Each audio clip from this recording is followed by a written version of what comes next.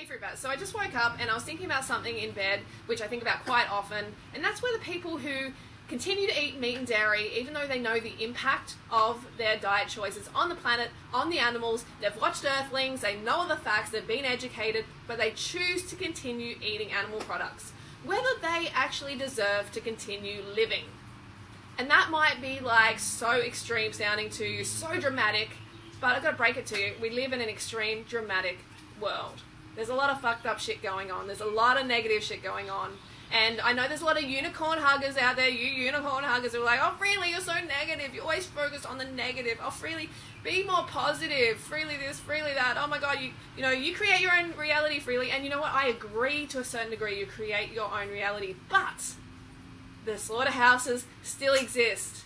The fur farms still fucking exist. They are still there regardless of you turning a blind eye to them and focusing on other things. They are still there. Animals are still having their fur ripped off their back. Animals are still having anal electrocution. They're still having their throats slit, their skulls crushed. That shit is still going on. And yes, it's negative, and we need to bring attention to it to make a positive change. That's what's positive about the focus of, animal rights activists and people who actually give a shit about the planet and focus on these negative things to turn them into positives. So ignoring that stuff is not being positive. It's not being enlightened. It's just being ignorant.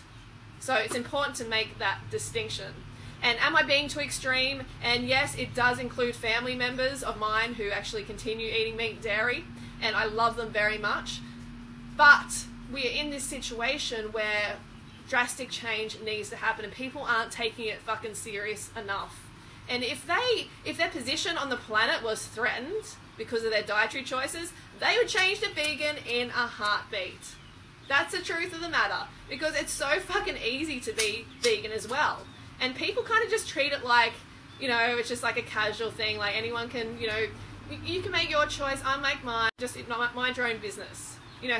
I'm sure you've had that sort of like comment as a vegan, oh, I'm really like happy for you that you choose vegan, good on you, that's fantastic, but no, I could never do it. It's like, you shouldn't have the choice.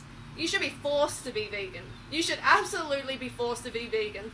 The situation the planet is in, we cannot wait for you to fucking get your shit together. We cannot wait. The animals cannot wait. Yeah, so as you can see, I'm really passionate about this. And do I want to kill people? No, I don't want to kill people. And yes, I was in that situation before where I didn't know. I didn't know about the meat and dairy industry. No, I didn't have a fucking clue. But I educated myself. So there's people who have educated themselves, but are like, nah, I don't feel like doing it right now. I don't feel like doing it.